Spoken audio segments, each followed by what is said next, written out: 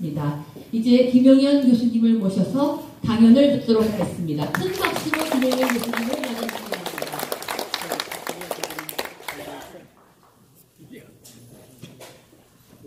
반갑습니다. 신년 할애식이 이제 구정 직전이어서 또 새로운 것 같기도 하고요. 저는 이렇게 많이 모이실 줄 몰랐습니다. 제가 강연을 좀 합니다만 어제 그 오렌지 카운티에서 강연 치워도 될 것 같습니다. 강연 때도 놀랬던 게 한 100분이 넘었어요. 어제 오신 분들이. 그래서 그때 놀랬는데 단순을 보니까 제가 어린 잡아서 한 200분 가까이 계신 것 같은데 저 이런 경우는 또 처음입니다. 그래서 아니 토요일날 이렇게 할 일들이 없으시나 아니면 이렇게 커뮤니티를 한 커뮤니티가 이렇게 활성화되어 있고 또 우리 총영사님 그리고 정순정 회장님 역할이 이렇게 크신다 이런 생각이 듭니다. 반갑습니다. 저는 동국대 북한학과 김용현이라고 합니다. 여기 오게 된 이유가 한두 가지 있는데요. 하나는 여기 박준영 총영사님은 이제 제가 주중 봉사 하실 때 뵀었습니다. 그러면서 가끔 연락도 드리고 했었는데 예전부터 샌프란시스코 한번 오라고 이야기를 하셨었어요. 그래서 좀 지나가는 말인 줄 알았고 근데 우리 평통을 통해서 한번 와서 강연해서 좋겠다는 말씀 주셔서 왔습니다. 저도 평통 자문위원입니다. 저는 이제 상임위원을 하고 있는데요. 너무 반갑고 그렇습니다. 날씨가 제가 좋은 날씨를 모르고 온 건가요? 지금? 네, 그렇죠? 저도 놀랐습니다. 아침에 LA 쪽도 비가 계속 오고 어제 밤부터 비 왔는데요. 기내에서 내릴 때까지도 비가 왔었습니다. 그런데 지금은 이 정도 날씨가 좋은 날씨인 것 같아요. 반갑습니다. 너무 길게 제가 강연을 길게 하는 건 좀 적절하지 않은 것 같고 보통 한 1시간 정도 하면 될 것 같고요. 그 다음에 너무 긴가요? 보통 어느 정도 하죠? 아니 제가 너무 오버하면 안 될 것 같아요. 아니, 저 회장님이 문을 다 잠궈 놓으셨어요. 한 1, 20분 정도는 질문 Q&A를 좀 하는 식으로 이렇게 하면 좋을 것 같습니다. 너무 딱딱한 자리가 되면 또 그러니까 좀 편하게 말씀 나누는 걸로 했으면 좋겠습니다. 우선 한 두세 가지 이야기를 해야 될 것 같은데 하나는 2019년이 갖고 있는 의미를 하나 우리가 생각을 해봐야 될 것 같고요. 또 하나는 김정은 위원장이 정말 핵포기할 의지가 있는지에 대한 것도 이야기를 해야 될 것 같고요. 트럼프 대통령은 정말 한반도 비핵화 평화체제에 대해서 어떤 생각을 갖고 있는지, 문재인 대통령이 어떤 생각을 갖고 있는지 그 이야기 좀 해야 될 것 같습니다. 그 다음에는 이번 북미 정상회담에 대해서 간단히 말씀드리고 전망을 하는 식으로 하겠습니다. 사실 이렇게 이야기를 하다 보면 길어질 수밖에 없는데 그러나 최대한 시간을 맞추도록 하겠습니다. 2019년도 지금 벌써 한 달이 지났죠. 두 달째 접어들고 있는데요. 2019년도가 저는 한반도의 비핵화 평화체제를 향한 여정에서 저는 가장 중요한 해가 되리라고 생각이 듭니다. 다시 말씀드리면 올해 어떤 성과가 나오느냐에 따라서 한반도의 명운이 갈릴 수도 있다 생각을 하고 있습니다. 작년도의 상황을 우리가 한번 보면요.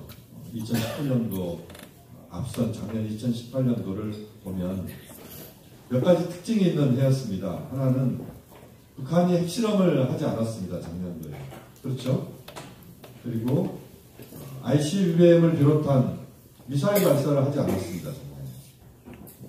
그리고 작년도에 남북 정상 간의 만남이 몇 번 있었습니까? 남북 정상회담이? 네? 두 번은 잘못 알고 계십니다. 3번 했습니다. 3번. 우리가 기억이 잘 안 나시는데 4월 27일 날 한 번 했고 판문점에서 했고 지금 이게 지금 잘 안 보입니다. 이게 여기가 지금 판문점 기억나시죠? 불을 앞에 끄면 좋겠는데 차라리 자연 채광으로도 뭐 충분할 것 같습니다. 꺼버리시죠. 앞에. 좀 보이나요 이제? 네. 이게 4월 27일이고 요게 9월 10일 9월 19일 우리 제3차 남북 정상회담입니다. 그다음 두 번째 정상회담은 5월 27일 날 있었는데 그때 비공개 회담이어서 우리가 기억이 없습니다. 세 번에 걸쳐서 정상회담이 열렸는데 이 장면을 상상을 했었습니까? 혹시? 이런 장면이 작년에 있을 것이다라고 미리 예상하셨나요? 못 하셨죠? 아마 상상하기 어려운 모습이었는데 이 장면은 더더욱 우리에게 또 각인이 된 장면인데 4월 27일 날 판문점 도보다리에서 남정상이 만나서 대화를 하는 장면입니다. 이때 40분 동안 남정상회담을 했는데 대화를 했는데 아무도 듣지를 못했습니다. 무슨 이야기를 했는지. 새들만 들었습니다. 새들만 대화를 듣고 아무도 듣지 못했습니다. 그렇지만 남정상의 이 모습을 보면 이 두 분의 모습이 상당히 진지한 모습인 건 틀림없잖아요. 그렇죠? 어쨌든 두 번에 걸친 이런 우리에게 보여주는 정상회담이 있었습니다. 이 장면도 기억이 나실 것 같은데 여기가 어딘지 아십니까? 능라도 5일 경기장입니다. 15만 명을 수용하는 동양 최대 경기장입니다. 이 능라도 5일 경기장에서 문재인 대통령이 김정은 위원장의 소개에 의해서 연설을 합니다. 김정은 위원장이 소개를 하고 문재인 대통령 연설을 하는데 연설의 핵심 키워드는 김정은 위원장이 핵을 포기할 의사를 명확하게 밝혔다. 비핵화 의지를 명확하게 밝혔다는 이야기를 최초로 평양 시민들에게 공개하는 자리가 저 자리였습니다. 다시 말씀드리면 김정은 위원장이 그 전에 단 한 번도 핵 포기 의사를 공식적으로 밝힌 적이 없는데 이때 평양 시민들을 비롯한 북한 주민들은 처음으로 자신의 지도자가 핵을 포기한다는 이야기를 처음 들었습니다. 처음. 이 정상회담들이 있었습니다. 그 다음에 이 장면은 더더욱 상상하지 못했던 장면 아닙니까? 이거 상상하신 분 계시나요? 네, 이거 이런 일이 있을 줄 알았다. 대체로 여쭤보면 이 장면은 전혀 상상을 못했던 장면인 것 같습니다.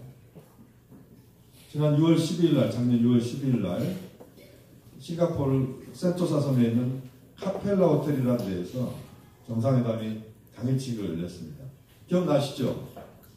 그때 아마 다 보셨을 것 같은데요. 이때 김정은 위원장이 다시 한번 비핵화 의지를 밝혔습니다. 핵포기 의사를 밝히고 한반도의 비핵화 평화체제를 위해서 북미 정상이 서로 노력하자라고 하는 회담을 했습니다. 역사적인 회담이었습니다. 사실 저 회담. 왜냐하면 북한과 미국은 전쟁을 서로 치른 나라였고 서로 간의 적대감이라고 하는 것은 어마어마했죠. 2017년도를 한번 기억해 보시면 트럼프 대통령과 김정은 위원장이 어린애들 쌈박질하는 그런 모습을 보여줬었습니다. 예를 들면 김정은 위원장이 내 책상에 핵단추 있다. 그러니까 트럼프 대통령이 뭐라고 그랬습니까? 내 단추는 더 크다. 이게 뭡니까 이게 지금. 그죠?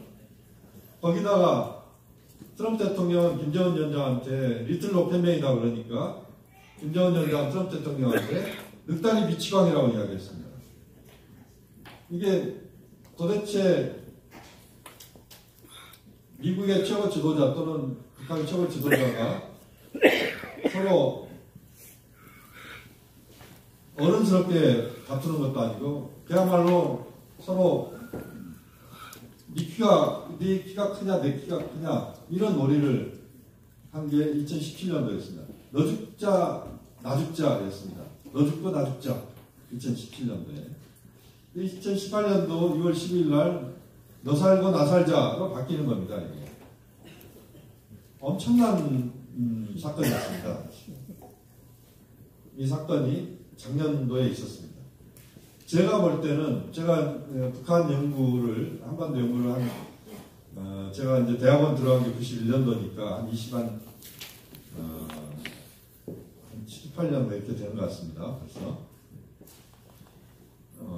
남북 관계를 비롯해서 북미 관계가 한 해에 저렇게 많이 만남을 갖고 또 그런 여러 가지 이야기를 서로 최고 지도자들 사이에서 하면서 한반도 문제를 물꼬로 확 바꾼 경험을 저는 처음 갔습니다. 작년에. 그만큼 2018년도가 엄청나게 중요한 해였습니다. 또 많은 부분 성과가 있었습니다. 근데 그 성과의 바탕에서 올해가 더 중요하다고 하는 겁니다. 올해가 트럼프 대통령이 재선에 출마할까요? 안 할까요? 출마하죠? 트럼프 대통령이 지금 연세가 어떻게 되죠? 72세인가요? 죄송합니다. 72세 되신 어르신 한번 손 들어보십시오. 72세. 괜찮습니다. 안 계세요? 계실 것 같은데 쑥스러워서 손 안 드신 것 같아요. 트럼프 대통령 재선 의지가 저는 분명히 있다고 봅니다. 있죠? 보시면 있을 겁니다. 근데 트럼프 대통령은 재선 의지가 있는 트럼프 대통령은 내년도 재선 대통령 선거 며칠이죠? 내년도? 네? 11월. 아니 미국 대통령 선거 날짜를 모르시면 어떻게 합니까? 미국에서 하시는 분들이 2020년 11월 3일입니다. 대통령 선거가. 근데 미국의 대통령 선거 제도를 보면 내년도에 트럼프 대통령은 대통령 재선 캠페인에 다 모든 역량을 쏟아부어야 되죠. 그렇지 않습니까? 또 1년간 선거운동을 해야 되니까. 그러면 트럼프 대통령 입장에서는 어차피 외교적 성과가 큰 성과가 하나 정도 필요한데 재선을 위해서도 그렇고 본인의 여러 가지 성격상도 그렇고 근데 외교 관련된 성과가 나올 수 있는 분야가 그런 대상이 별로 없어요. 그렇지 않습니까? 뭐 시리아 사태도 뭐 늪에 빠져 있는 것 같고 그죠? 거기다가 미중 관계는 곧 지금 미중 정상이 만납니다만 뚜렷한 개선책을 내놓기가 쉽지 않고 뭐 여러 가지 외교적으로 트럼프 대통령이 러시아 스캔들을 비롯해서 발목이 좀 잡혀 있고 인풋 대비 아웃풋이 가장 확실한 분야가 어디냐면 한반도입니다. 트럼프 대통령 입장에서 뭔가 되는 분위기고 그러면 트럼프 대통령은 외교적 성과가 필요한 트럼프 대통령은 올해 한반도 비핵화 평화체제 프로세스에 사실은 올해 뭔가 성과를 거둬야 됩니다. 또 하나 성과를 거둬야 하는 이유가 있습니다. 트럼프 대통령한테. 올해. 트럼프 대통령이 무슨 상 받고 싶어 하죠? 노벨상 받고 싶어 하는 분 다 아시죠? 트럼프 대통령이 노벨상 받는 거에 대해서 찬성하는 분 손 들어보세요. 노벨 평화상 받는 거에 찬성한다 나는. 괜찮습니다. 한 분밖에 안 되십니다. 두 분, 세 분, 네 분. 트럼프 대통령이 노벨 평화상을 받아야 한다고 생각하시는 분 손 들어보십시오. 다시 말씀드리면 트럼프 대통령 개인에 대해서는 별로 호감이 없으나 한반도의 평화를 위해서 트럼프 대통령이 노벨 평화상을 받아야 한다고 생각하는 분 들어보십시오. 내리십시오. 이 손을 안 드시는 건 반대의 이유도 있을 수 있고 손 드는 문화의 쑥스러운 부분도 있고 그러신 것 같은데요. 트럼프 대통령은 노벨 평화상을 받고 싶어 하는데 지금 이 분위기에서 2차 북미 정상회담에서 성과가 나온다면 제가 볼 때는 트럼프 대통령은 올해 노벨 평화상을 저는 받을 수 있다고 생각합니다. 제2차 북미 정상회담 이후에 한반도 문제가 비핵화 평화체제 프로세스의 진전을 이루어 나간다면 트럼프 대통령은 노벨 평화상을 받을 수 있습니다. 별로 안 좋아하시는군요. 아니, 지금 미국에 살고 계시는데 미국의 대통령이 노벨 평화상 받으면 좋겠다고 전 이야기하는데 별로 시큰둥하시면 자, 그러면 트럼프 대통령이 받으면 누가 또 받을까요? 예? 김정은 위원장이 받습니다. 김정은 위원장 노벨 평화상 받는 거에 찬성하는 분 손 들어보세요. 난 찬성한다. 한 분. 계속 손만 드시는군요. 항상. 김정은 위원장이 노벨 평화상을 받아야 한다고 생각하시는 분 손 들어보세요. 받아야 한다. 김정은 위원장 개인을 별로 좋아하지 않으나 한반도의 평화를 위해서는 김정은 위원장이 노벨 평화상을 트럼프 대통령과 함께 받아야 한다. 손 들어보십시오. 내리십시오. 손 드는 거에 쑥스러워하시는지. 김정은 위원장이 노벨 평화상을 받을 수 있다고 생각합니다. 지금 이 흐름을 유지시켜 나간다면. 김정은 위원장이 노벨 평화상을 받는 것에 대해서 굉장히 당혹스러우실 겁니다. 그렇지만 김정은 위원장은 노벨 평화상을 받을 수 있습니다. 트럼프, 김정은 두 사람을 받으면 또 누가 받죠? 문재인 대통령이 받습니다. 그런데 문재인 대통령은 절대 자기가 노벨 평화상 받는다는 이야기를 안 합니다. 모든 공은 트럼프에게, 모든 노벨 평화상도 트럼프에게. 저는 어디 가서든지 이런 이야기를 합니다. 한반도 평화의 1m 전진만 일어나게 한다면, 한반도에서의 평화를 위해서 1m만 전진시킬 수 있으면 노벨 평화상 20개도 좋다. 트럼프한테 다 주자. 그런데 문재인 대통령은 본인은 노벨 평화상 받는다는 이야기를 안 하는데 트럼프, 김정은이 받으면 문재인 대통령도 받죠. 본인도 아실 겁니다. 문재인 대통령이 약간 의문스러운 사람입니다. 실제로 그런 게 있어요. 저는 대통령님을 좀 뵐 일들이 좀 있었는데 대통령께서 보면 이런 사진 보시면 고등학교 교장선생님 같잖아요. 그죠? 근데 사실은 곰처럼 우직한 사람입니다. 굉장히 우직한 분이에요. 곰 같은 사람입니다.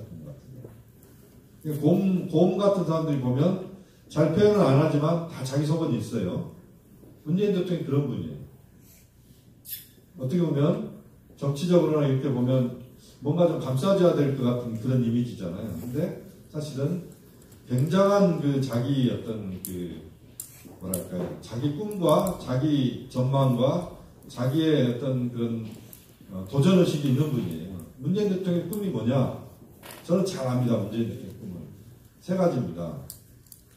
한반도 문제와 관련돼서의 꿈은 전쟁 없는 한반도. 이게 문재인 대통령의 꿈입니다. 전쟁 없는. 확고한 꿈입니다. 이건 의심의 여지가 없습니다. 문재인 대통령이 실향민의 아들인 건 아시죠? 문재인 대통령의 친가 외가의 사촌들이 이북에 살고 있습니다. 지금. 문재인 대통령 부모님이 어디 출신이시죠? 함경도 출신입니다. 함경도 출신인데 1.4.5태 때 가지고 거제도에서 문재인 대통령이 나왔습니다. 그리고 부산으로 바로 이사를 해서 지금 문재인 대통령의 어머니, 모친께서 지금 부산 영도에 살고 계십니다. 지금 살고 계세요. 문재인 대통령은 어렸을 때부터 분단 문제에 대해서 엄청난 고민을 했었습니다. 문재인 대통령 부모님이 이북에 있는 형제들을 이상하게 선거 때 만났어요. 대통령은 한반도에서 전쟁이 없어야 된다. 이건 어렸을 때부터 꿈꾸던 겁니다. 그리고 핵 없는 한반도에 대해서도 추호도 의심 없는 문재인 대통령의 꿈입니다. 핵 없는 한반도. 핵이 없어야 된다. 그리고 평화로운 한반도. 이게 문재인 대통령 꿈입니다. 근데 문재인 대통령은 그런 이야기를 하더라고요. 2007년도에도 나는 이런 꿈을 꿨다. 이건 직접 제가 옆에서 들은 이야기입니다. 비공개 회의에서 직접 들은 이야기입니다. 남북 정상회담 직전에. 2007년도에 나는 이 꿈을 꿨다. 지금 벌어지고 있는 남북 정상 간의 만남과 이런 북미 정상 간의 만남을 통해서 핵 문제를 풀고자 하는 이 꿈을 나는 2007년도에도 꿨다. 2007년도에는 무슨 일이 있었냐면 노무현 대통령이 평양 가서 14선언을 만들어낸 그때입니다. 그때 문재인 대통령이 비서실장 하면서 남북 정상회담 준비위원장을 하고 있었습니다. 그 다음에 2012년도에도 나는 이 꿈을 꿨다. 이런 이야기를 합니다. 2012년도. 그때는 대통령 선거에서 떨어질 때입니다.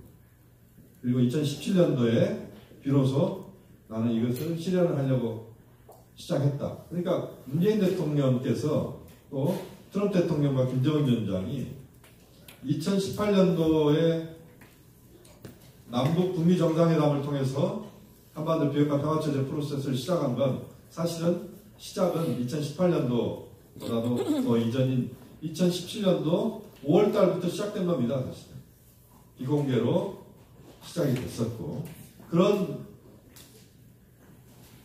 문재인 대통령의 꿈이 있습니다. 이게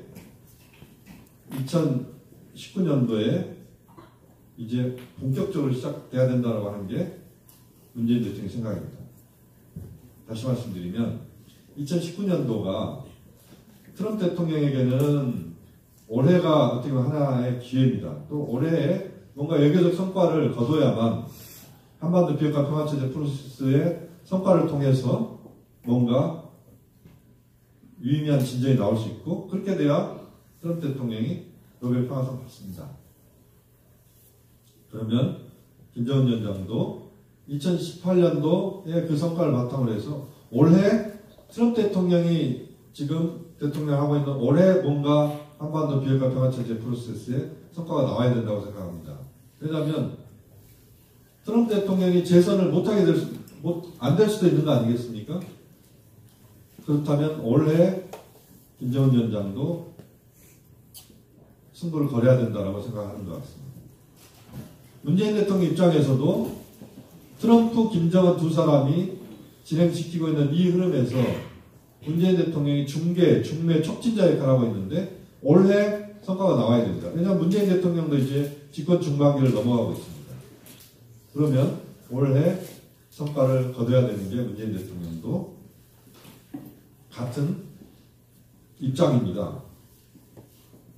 그러면 트럼프, 김정은, 문재인 이 세 지도자가 올해 뭔가 판을 바꾼다 이런 입장들을 갖기 시작했는데 그 흐름이 지금 북미 제2차 정상회담으로 나오는 겁니다. 다시 말씀드리면 지금의 상황들을 바꿔내는 데 있어서 지난해와 거의 동일하게 이제는 올해도 최고 지도자들의 결단에 의해서 현재 상황들을 바꿔내야 된다는 그런 생각들이 지금의 정상회담으로 나타나고 있다 이렇게 볼 수 있습니다. 지난번에 북중 정상회담이 있었고 이번에 북미 정상회담이 열리면 아마 3월 하순쯤에 남북 정상회담이 서울에서 열릴 가능성이 매우 높습니다. 그리고 그 이후에 북중 정상회담이 또 열릴 겁니다. 또는 이번에 북미 정상회담을 하면서 문재인 대통령이 아마 북미 정상회담 하는 장소에 갈 가능성도 있습니다. 그래서 남북미 정상회담을 통해서 종전선을 이끌어내는 그런 상황이 발생할 수도 있다고 봅니다. 어쨌든 올해 상황은 매우 중요하다 이렇게 말씀드릴 수 있는데요. 그러면 트럼프 대통령과 김정은 위원장과 문재인 대통령이 판을 만들어가고 있는 이 흐름을 지금 여기 계시는 우리 동포분들께서 솔직히 100% 신뢰하면서 지금 이 판을 보고 계십니까? 아니면 반신반의하고 계십니까? 어떻습니까? 반신반의가 거의 대세죠. 그렇죠? 그러신가요? 네. 아니에요? 네. 근데 대체로 반신반의보다는 저는 좀 더 심하게 말씀드리면 한 4분의 1 신 또는 3분의 1 신 의심은 4분의 3 또는 3분의 2 정도 될 것 같습니다. 오히려 더 의심하는 게 더 많죠. 사실 그렇습니다. 저도 그렇습니다. 저도. 한반도 비핵화 평화체제 프로세스를 작년에 그렇게 역동적으로 펼쳤지만 그러나 아직은 여전히 의심하고 있습니다. 여전히. 그러면 김정은 위원장은 진짜 핵 포기할 의지가 있느냐에 대한 본질적 질문을 우리가 한번 풀어야 될 것 같습니다.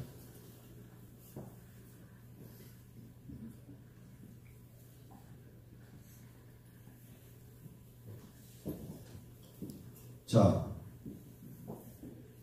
두 가지를 생각을 해봐야 됩니다. 김정은 위원장은 정말 핵 포기할 의지가 있느냐. 하나는 김정은 위원장이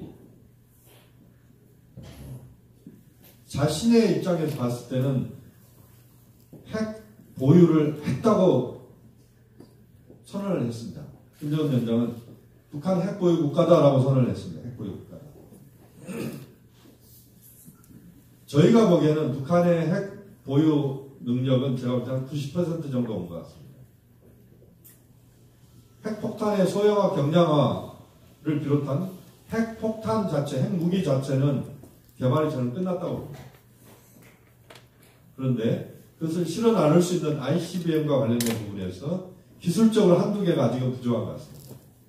예를 들면 대기권 재진입을 위해서 꼭 필요한 합금 기술이 필요합니다. 그러니까 핵탄두에 핵무기를 감싸는 어떻게 보면 이제 핵무기를 감싸는 피복과 같은 그런 합금이 필요한데 대기권 재진입할 때 모든 물체는 거의 대부분 타버리거나 깨져버리거든요. 근데 그것을 온전하게 대기권으로 재진입시킬 수 있는 그런 합금 기술이 아직은 좀 의심스럽습니다. 또 하나는 정확하게 탄착 지점을 형성해서 정확한 위치에 핵폭탄이 투하될 수 있는 그 능력이 북한이 아직 못 보여주고 있는 것 중에 하나입니다. 다시 말씀드리면 핵무기가 핵폭탄이 ICBM에 실려서 날아가더라도 그것이 사막에 떨어지는 것과 도시에 떨어지는 것은 큰 차이가 있습니다. 사막에 떨어지면 전략적 무기로서의 가치가 없는 것이고 그것이 자신이 위협할 수 있는 그런 시설을 타격할 수 있을 때 전략적으로 의미가 있는 거거든요. 근데 그 부분에서 북한 아직 좀 부족한 것 같습니다. 그렇지만 기술적인 능력이 한 90% 정도는 북한이 와 있다고 봅니다.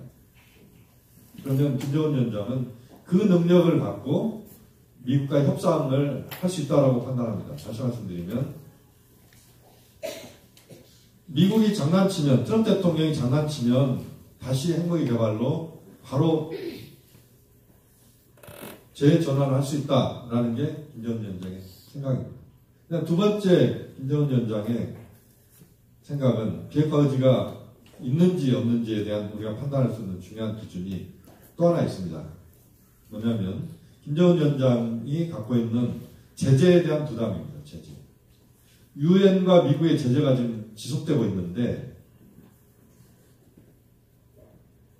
이 제재가 풀릴 기미가 없습니다. 다시 말씀드리면 젊은 지도자 김정은 위원장은 30년, 40년을 집권하고자 합니다. 김정은 위원장이 지금 몇 살인지 아십니까? 34, 이제 아마 올해 35에 진입할 겁니다. 60년, 30년 집권하면 몇 살이죠? 65세입니다. 30년 집권하면. 40년 집권하면 75세입니다. 김정은 위원장은 30년, 40년을 집권하고자 합니다. 그 30년, 40년을 집권하는데 핵을 포기하지 않으면 유엔과 미국의 제재는 풀리겠습니까? 안 풀리겠습니까? 안 풀립니다. 절대 안 풀립니다. 풀리지 않습니다. 근데 김정은 위원장이 젊은 지도자 김정은 위원장이 3, 40년 집권하는데 지금과 같은 제재가 지속되는 것에 대한 부담을 느낄 수밖에 없습니다. 과거와 현재에 대한 제재는 견뎌왔습니다. 북한이. 그러나 미래의 3, 40년의 제재는 김정은 위원장은 매우 부담스럽습니다. 본인의 스타일은 맞지 않습니다. 또 하나는 북한 주민들이 그것을 버텨내기 어렵습니다. 왜냐하면 북한 주민들은 행복한 삶을 꿈꿉니다. 진짜 그렇습니다. 과거에 북한 주민들은 얼마 전까지만 해도 먹고 사는 문제에 어마어마하게 매달릴 수밖에 없었습니다. 왜냐하면 굶어 죽으니까. 자기 가족이 굶어 죽었고, 그렇기 때문에 어쨌든 먹고 살아야 됩니다. 이게 가장 급선무였습니다. 그럼 지금 북한에 대량 아사 상태가 발생하느냐? 그렇지 않습니다. 북한의 식량난은 완전히 해소됐다고 이야기할 수는 없지만, 그러나 그럭저럭 버틸 수 있는 수준까지는 이제는 회복이 됐습니다. 그러면 지금부터 북한 주민들의 생각은 뭐냐? 예를 들면 내 아들은, 내 딸들은 잘 먹이고, 그리고 좋은 옷 입히고 좋은 교육 시키고 싶고, 그래서 북한에 재수하는 학생들도 있습니다. 대학, 좋은 대학 가려고. 북한에 가장 신랑감 중에 최고의 신랑감이 어떤 직업인지 아십니까? 뭘까요? 북한에서 가장 촉망받는 신랑감들은 무역 일꾼들입니다.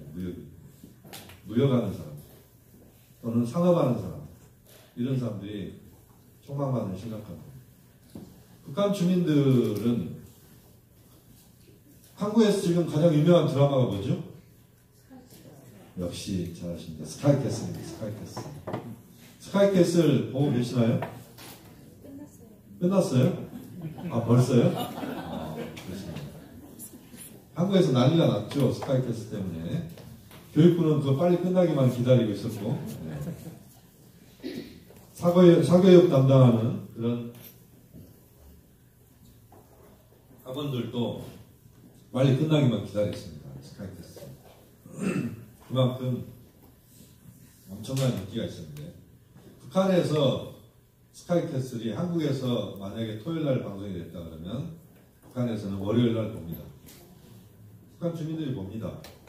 어떻게 보냐면 바로 방송됐던 것을 중국에 있는 업자가 바로 CD로 구워가지고 북한으로 보내면, 보따리상이나 또는 뭐 여러 경로를 통해 보내면 북한의 비공식, 비공개 배포 라인에서 쫙 풀어버리면 이틀 후면 봅니다. 실제로 그렇습니다. 이게 북한의 현실입니다. 지금 북한에 억만장자가 있을까요? 없을까요? 있습니다. 있습니다. 북한의 시장이 공식적으로 공인된 시장들이 있습니다. 주요 도시에 가면 다 있습니다. 이게 북한의 현실입니다. 북한 주민들이 핸드폰을 씁니다. 핸드폰. 물론 외국으로 전화가 되거나 또는 인터넷이 되는 건 아닙니다만 핸드폰을 씁니다. 이 북한 주민들이 쓰는 핸드폰이, 북한 주민이 2,500만 명인데 핸드폰이 몇 대 정도 있을까요? 그렇습니다. 500만 대에서 600만 대 핸드폰이 있습니다. 북한의 생산활동 인구는 거의 대부분 생산활동에 종사하고 있는 인구들은 핸드폰을 쓰고 있다고 보셔도 됩니다. 이게 북한의 현실입니다. 그런데 북한의 또 다른 현실은 이런 현실도 있습니다. 북한에 국제열차가 있습니다. 우리는, 남한은, 한국은 국제열차가 있나요? 없나요? 네? 없죠. 이게 한국의 현실입니다. 한국은 섬 아닌 섬입니다. 지금 한국 사람들 섬에 살고 있습니다. 실제적으로 섬입니다. 외국 나가려면 배나 비행기 타고 가는 수밖에 없으니까 섬하고 똑같죠. 원래 국제열차의 시발역은 어디였을까요? 일제시대 때까지만 해도. 제가 어디 특강 같은 데 가면 이럴 때 이제 협회장님이 저한테 상품권을 몇 장을 주십니다. 그래서 퀴즈를 내면 답을 해서 맞추신 분들한테 한 장씩 드리는데 준비가 아직 안 돼서 죄송합니다. 국제열차가 일제시대 때는 시발역이 어디였을까요? 인천? 인천 아닙니다. 네? 경성, 서울역이 맞습니다. 근데 지금 국제열차에, 한반도에서 국제열차 시발역은 어디일까요? 부산에서 불가능하죠. 지금 휴전선 밖에 있습니다. 평양입니다. 평양. 평양이 국제열차의 시발역입니다. 평양에서 신의주까지 220km 정도 됩니다. 현재 노선으로. 220km 가는 노선에 평균 열차 속도가 몇 킬로인지 아십니까? 이번에 우리 열차, 북한 철도 현대와 우리 그 남측 연구자들이 가가지고 확인 직접 한 겁니다. 몇 킬로죠? 40km입니다. 40km. 가장 낮은 속도로 갈 때는 20km, 빠른 속도로 갈 때 60km입니다. 왜냐하면 교량과 터널만 나오면 기어갑니다. 시속 40km 운전하시면 어떤 느낌이죠? 걸어갑니다.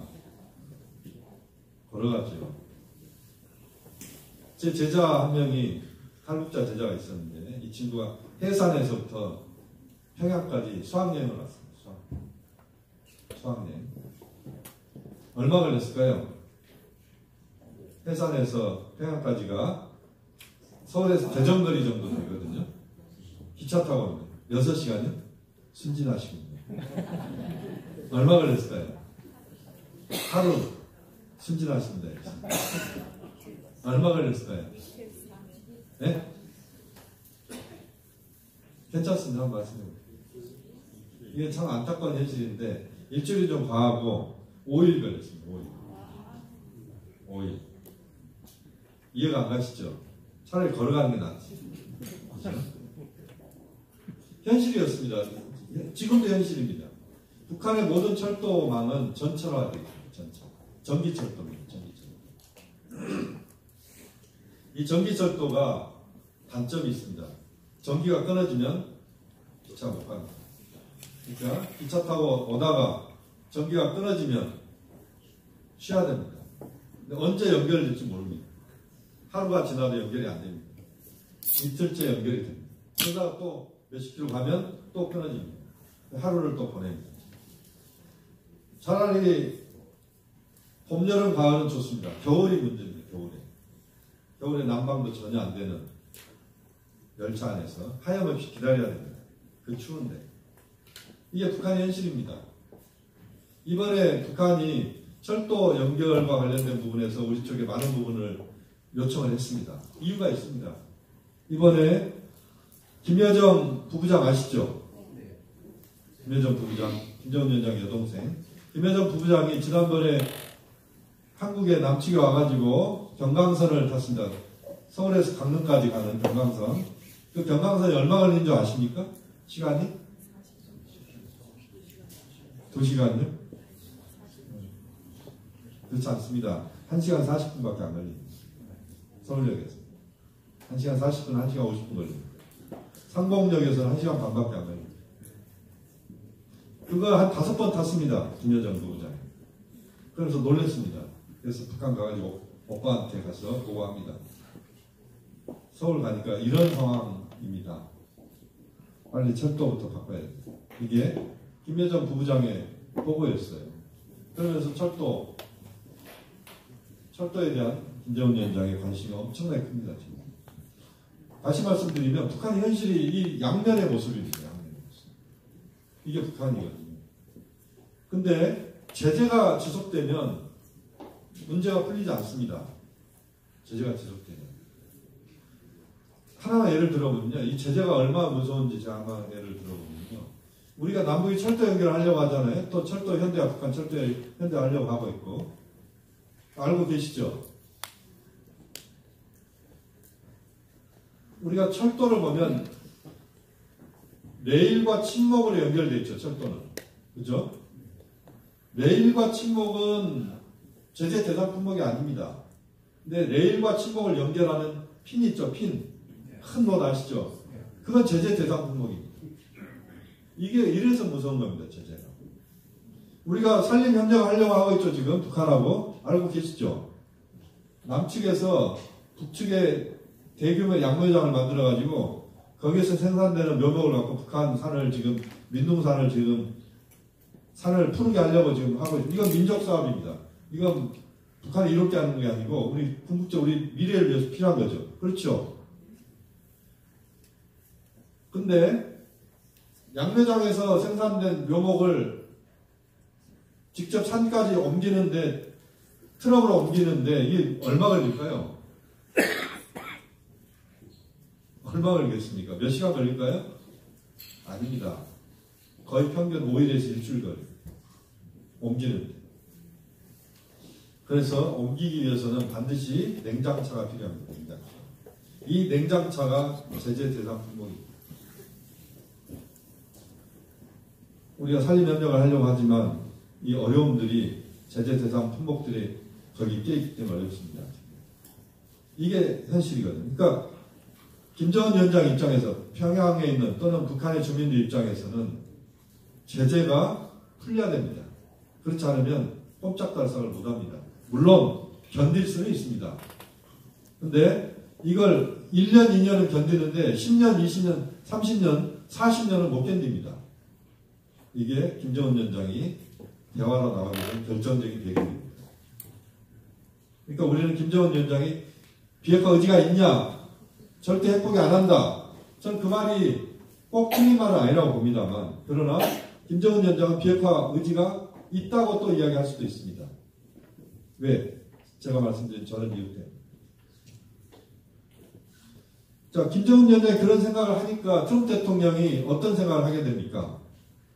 트럼프 대통령이 보니까 북한과 외교적으로 뭔가 지금 담판을 벌일 때가 됐다고 판단하는 겁니다. 트럼프 대통령이 자신이 모든 것들을 주관하면서 모든 것들을 막 자기 뜻대로 하려고 하고 우리가 보면 얼토당토하고 이렇게 보이지만 제가 볼 때는 트럼프 대통령이 매우 전략적인 사람입니다. 그냥 이야기하는 게 아니에요. 모르겠습니다. 어떻게 보실지 모르겠는데 제가 보는 입장에서는 또 한국의 학자들의 다수의 입장은 트럼프 대통령은 매우 전략적으로 움직이는 사람입니다. 간단한 사람이 아니다라고 봅니다. 저희는. 트럼프 대통령은 북한과 핵 협상을 이제는 제대로 한번 해보자라고 하는 겁니다. 김정은 위원장도 움직일 수 있을 때가 온 것 같다고. 움직이려고 하는 것 같다. 그러니까 한번 해보자. 그래서 작년도에